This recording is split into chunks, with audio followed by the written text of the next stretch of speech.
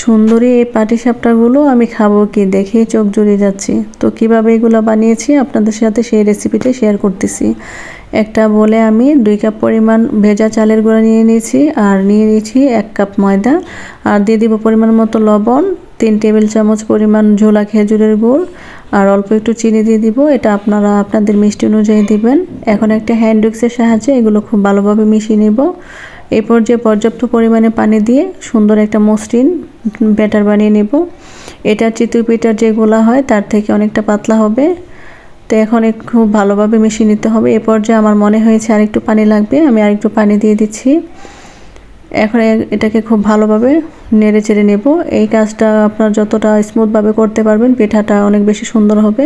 তো আপনারা দেখতে পাচ্ছেন এটার ঘনত্বটা কীরকম হবে। এখন আমি এগুলো একটা সাইড করে রেখে দেব আধা ঘন্টার জন্য।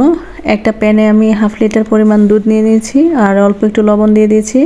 দুধ যখন ভালোভাবে বলক চলে আসবে আমি 2 টেবিল চামচ পরিমাণ গুঁড়া দুধ দিয়ে দিব, আর 2 টেবিল চামচ চালের গুঁড়া আমি পানি দিয়ে ভিজিয়ে রেখেছিলাম সেটা দিয়ে দিব একটু ঘন হওয়ার জন্য। এখন এটা ভালোভাবে মিশিয়ে নিব। এখন চালের গুঁড়াটা দিয়ে দিচ্ছি, আর দিয়ে দিচ্ছি 1 চামচ পরিমাণ চিনি। এটা বড় চামচের 1 চামচ হবে, আপনারা আপনাদের মিষ্টি অনুযায়ী দিবেন। আর এই পর্যায়ে খুব ভালোভাবে নাড়তে হবে, না হয় দলা পেকে যাবে। তো আমি হ্যান্ড উইক্সের সাহায্যে খুব ভালোভাবে মিশিয়ে নিচ্ছি।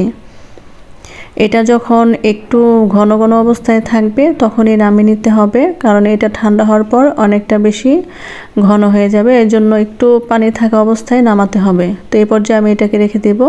আর এখন 2টা বাটিতে আমি অল্প অল্প করে একটু ব্যাটার নিয়ে নিব, আর 2টা বাটিতে আমি কালার মিক্স করব। তার জন্য আলাদা আলাদা বাটিতে নিয়ে নিচ্ছি। একটাতে আমি অরেঞ্জ ফুড কালার দিয়ে দিব, খুব সামান্য পরিমাণে মেশাবো। আর একটাতে আমি গ্রিন ফুড কালার ইউজ করব। তো 2টা কালার আমি মিশিয়ে নিচ্ছি। এখন এইগুলোকে খুব ভালোভাবে মেশাতে হবে। একটা প্যানে আমি একটা ব্রাশ দিয়ে তেলটা ব্রাশ করে নিচ্ছি, তাহলে পিঠাটা লেগে যাবে না। তো অল্প অল্প করে প্রথম সবুজ কালার যে ব্যাটারটা ছিল ওখান থেকে দিয়ে দিচ্ছি।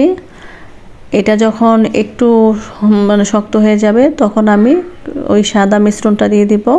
এখন এটাকে খুব ভালোভাবে গুঁড়িয়ে নিব। পিঠাটা যখন দেখব ভিতরটা কাঁচা নাই তখন আমি পুরটা দিয়ে দিব। এই পর্যায়ে আপনারা পুরটা বেশি কম এটা আপনাদের টেস্ট অনুযায়ী দিবেন। তো এই তো ভিতরটা হয়ে গেছে। এখন আমি খুব আলতোভাবে পিঠাটা এইভাবে দিয়ে দিব। আপনারা দেখে বুঝতে পারছেন কিভাবে দিচ্ছি। মাশাআল্লাহ পিঠাটা অনেক সুন্দর লাগতেছে। তো এখন আমি আবার অরেঞ্জ যে কালারটা করেছি ওখান থেকে অল্প অল্প করে দিয়ে দিব সেম প্রসেসে। আর এটা যখন একটু হয়ে যাবে তখন আমি আবারও সাদা ব্যাটারটা 1 চামচ দিয়ে দিব। এটাকে আমি আবার নেড়েচেড়ে একটু ঘুরিয়ে নেব। আমি ইলেকট্রিক চুলাতে করতেছি, এটার পাওয়ারটা মোটামুটি লোতেই থাকবে। এখন পুরটা দিয়ে দিব। দেখব যখন ভেতরটা হয়ে গেছে কাঁচা নেই তখন আমি এটা আলতো হাতে দিয়ে দিব। আমি প্যানটা অনেকবার তেল ব্রাশ করেছিলাম, তারপরে কেন জানি লেগে গেছে নিচে। তারপরে পিঠাগুলো মাশাআল্লাহ অনেক বেশি সুন্দর ছিল। তো এই তো আরেকটা পিঠা হয়ে গেছে। তো এই পর্যায়ে আমি প্যানটাতে আবারও তেল ব্রাশ করে নেব, আর এখন হার্ট শেপ করে একটা বানিয়ে নেব। তো আমি 2টা কালারই একসাথে এখন ইউজ করব। প্রথমে অরেঞ্জ কালার, পরে গ্রিন কালারটা দিব। আর এখন সাদা ব্যাটার থেকে 1 চামচ দিয়ে দিব। এটাকে ঘুরিয়ে ঘুরিয়ে সেই সেম প্রসেসে করে নেব। তো এটা যখন ভিতরটাতে হয়ে যাবে আমি আবারও পুর দিয়ে দিব। এই পর্যায়ে খুব সাবধানে কাজটা করতে হবে। আমি যদিও তেল ব্রাশ করেছিলাম তাও পিঠাটা নিচে অল্প অল্প লেগে গিয়েছিল। তারপরে পিঠাটা মাশাআল্লাহ অনেক বেশি সুন্দর হয়েছিল। তো এক এক করে আমি সবগুলা পিঠাই বানিয়ে নিয়েছিলাম।